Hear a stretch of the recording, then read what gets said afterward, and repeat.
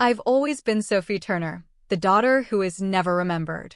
The one who stands just outside the frame at family photo shoots, the girl who watches from the shadows at charity galas as my half-brothers gleam like polished silver, basking in the spotlight.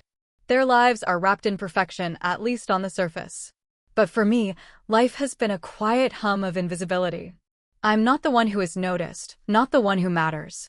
In the Turner family, I exist only as a name on a check, someone who receives an allowance, but never a greeting, an invitation, or a hug. I'm the result of my father's past, the one whose mother raised her alone, a fleeting ghost in the opulent halls of a mansion that was never meant for me. My father's world is one of power, wealth, and flawless images, and I, Sophie Turner, am a speck of dust he can easily brush aside. But that's not who I am anymore. I step out of the shadows when I leave the house each morning. By day, I work at a small cafe in Brooklyn, my hands busy wiping down tables, my feet sore from running between orders. My regulars are corporate interns, freshly graduated and already living a life I could only dream of, designer watches and suits worth more than my rent. But no one notices me in the corner of the cafe, and I don't mind. This life, though modest, is mine. It's a life where I can disappear when I need to, but also where I can emerge and build something real. But when my shift ends and I step into BraveSteps, I become someone else. I shed the apron, and in the worn-out space of the community center, I am Sophie Turner, the founder, the guide, the one who changes lives. Here, I am not the forgotten daughter of a billionaire. Here, I am not invisible. BraveSteps is my sanctuary. It's the place I built with my own two hands, alongside my best friend, Jasmine Fields. It's a place for children with disabilities, a place where they can come to feel normal, to move, to dance, to take the first steps they were always told they couldn't. The truth is, we started with nothing. We had no funding, no fancy office, no philanthropic backers. Just the two of us, our dreams, and a small, donated space. We baked cookies for fundraisers, held free workshops for anyone willing to listen, and applied for every grant we could find. It wasn't easy. Some days, it felt like the lights might go out, but we kept going, and with every child's success, no matter how small, we knew we were doing something important. I think back to the first time we met Ava. She was a 7-year-old girl with cerebral palsy, her small body full of strength, but struggling to find balance. That first day, she barely trusted me to help her, unsure if anyone had ever cared enough to guide her. I remember kneeling beside her, her little hands trembling as she tried to shift her weight onto her stronger leg. And I whispered softly, "You're doing it, Ava," my heart pounding as I watched her mother watch us from the side, tears welling in her eyes. But just as things were starting to feel settled in my new life, I received the call that changed everything. It came unexpectedly, just after we finished one of the evening sessions at BraveSteps. Jasmine rushed in, her face pale, her hands shaking. I could see the panic in her eyes before she even spoke. "It's Liam," she said, almost breathlessly, her voice barely a whisper. "There's been an accident." Liam. My half-brother. I barely knew Liam. He was always in the background, just like me, part of the Turner family, but separated from my world by wealth, status, and a lifetime of distance. We'd shared maybe 5 words in our entire lives at the occasional family gathering, but his name stirred something in me. It wasn't just pity. It was the recognition that we shared something no one else would ever understand, a bond forged in the shadows of a man who couldn't care less about the children he'd left behind. The headline on the screen took my breath away. Turner heir injured in car crash. Family requests privacy. The room felt like it was closing in on me as the news hit hard. My stomach tightened. My mother's voice echoed in my mind. "It's okay, Sophie. We don't need them. You're stronger than that." But this wasn't about me anymore.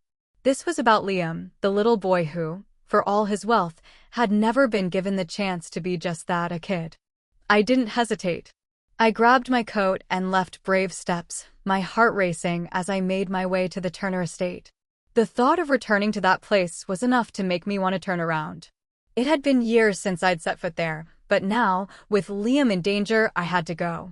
I wasn't just Sophie Turner, the forgotten daughter anymore. I was a sister, someone who might understand him in a way no one else could. When they let me in, I wasn't greeted with warmth or even indifference. I was met with silence, cold, suffocating silence. Inside the house, the tension was palpable. I could hear raised voices in the distance, echoing down the marble halls. My father's voice, quiet and filled with unspoken guilt, and Victoria's sharp tones slicing through the air. "We've already hired the best. We don't need any of your community nonsense," Victoria snapped. And then I heard my father, Alexander Turner, speaking quietly but with a tired resignation. "We can't force him, Victoria. He's terrified." That's when I made the decision. I didn't care what they said or thought. I was here for Liam. I wouldn't walk away like I had every other time. "I can help," I said, my voice steady, despite the chaos swirling in my chest.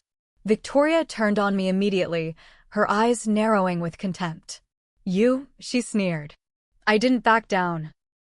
I knew the truth. I had spent years helping children like Liam find their way back to themselves. I was the one who had stood by their side, not looking for glory or recognition, but because it was the right thing to do. "I run BraveSteps," I said, my words carrying weight. "I've spent the last 4 years helping kids like Liam find joy again.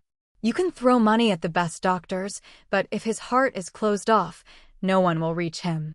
For a moment, I thought Alexander might listen, but then Victoria's voice cut through again, dismissing me like I was a passing inconvenience.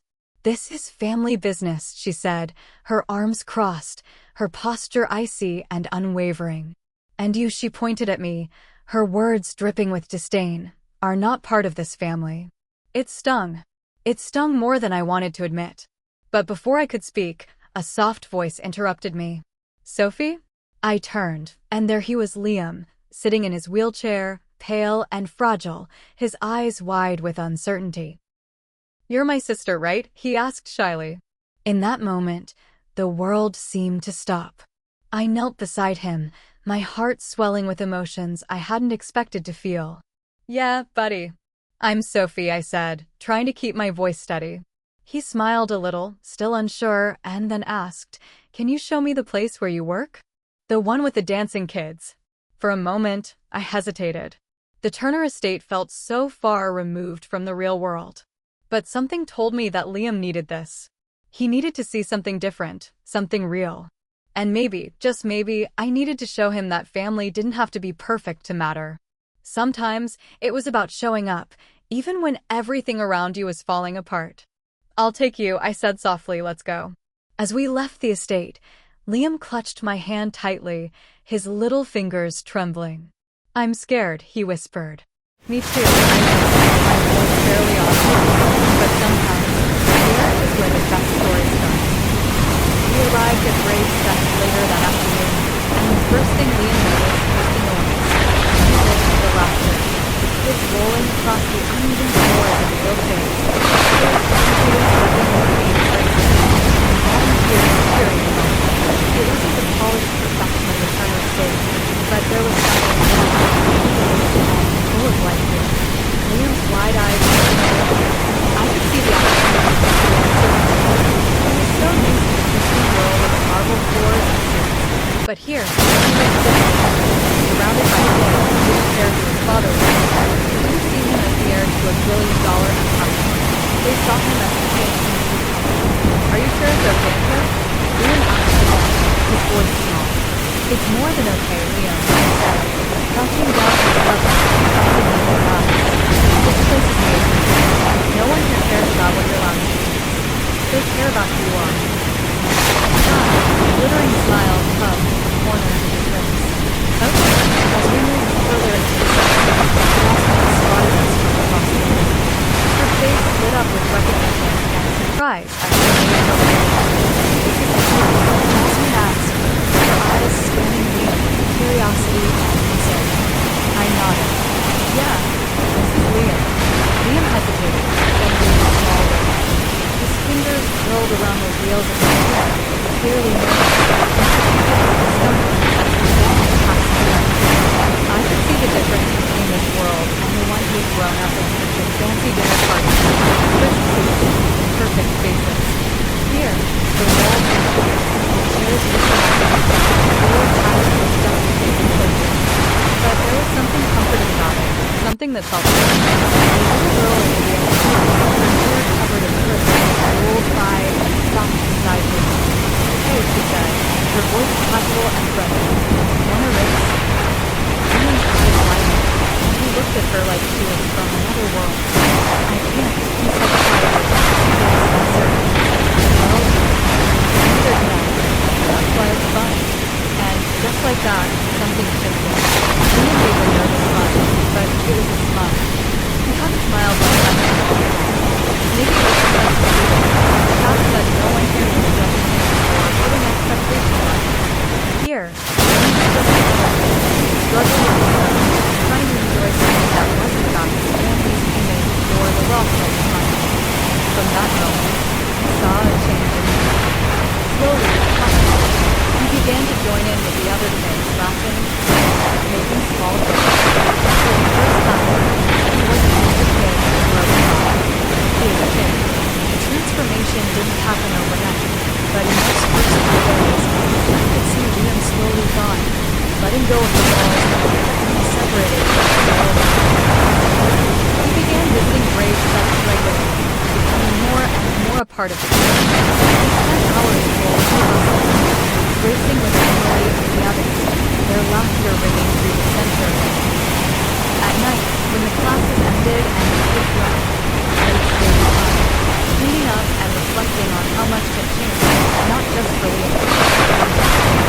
I had spent years trying to erase myself from the Turner legacy, trying to build something that wasn't defined by my father's name, something that was mine and mine alone. But now, as I watched Liam slowly start to find his own sense of worth and purpose, I realized that maybe I wasn't the only one who needed this place to feel whole. But outside the walls of BraveSteps, things were different. One evening, as I was cleaning up after the last class, I saw the familiar black car parked outside. My stomach dropped. I knew exactly who was inside. Sophie Turner stood by the car, her heels clicking sharply on the pavement as she made her way to the BraveSteps. Her designer belt swished around her legs, as if the world around her didn't even matter. I crossed my arms and met her at the door. "Sophie," she said, her voice as icy as always. "We need to talk." I didn't let her in. "About Liam?" I asked, my voice tight. She smiled a little, her eyes looking up and down as if assessing whether I was worth her time. "About boundaries," she said clearly.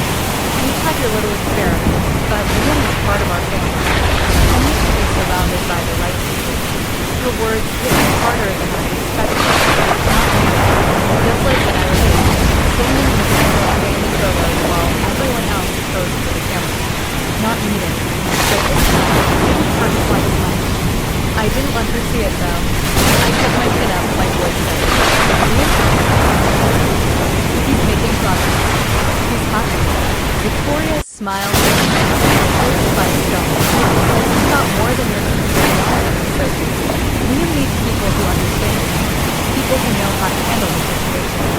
Not this." I took a step closer to him.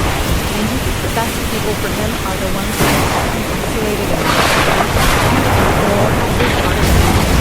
The ones who told him he was broken just because he couldn't walk?" Victoria didn't flinch.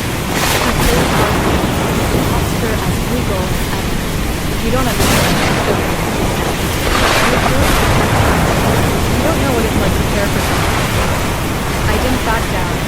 "No, but I know what it's like to be forgotten. I know what it's like to be treated like I don't matter.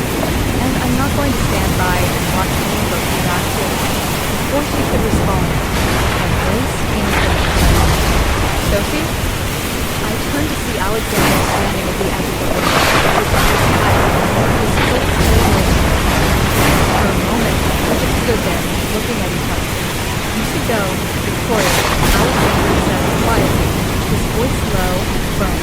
Victoria hesitated, glaring at him before turning on her heel and walking back to the car.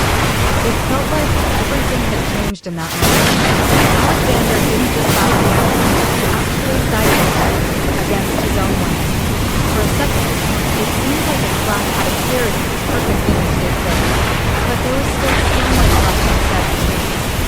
I walked over to him. He gave a small,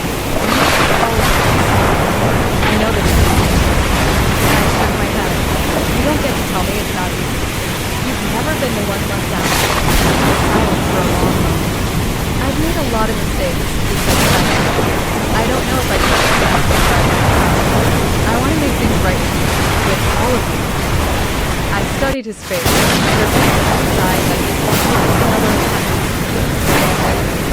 But there was sincerity in his eyes, something I hadn't seen before. Liam needs you, Sophie. We all do. The next day, Alexander asked me to come to a gala. The Turner Foundation was hosting a special gala. He wanted me to stand with the family. Stand with us, he said. With the family. The words sounded strange, unfamiliar. They were everything I had longed to hear at the time, and yet, now that they were here, the night of the gala, I felt like a fish out of water.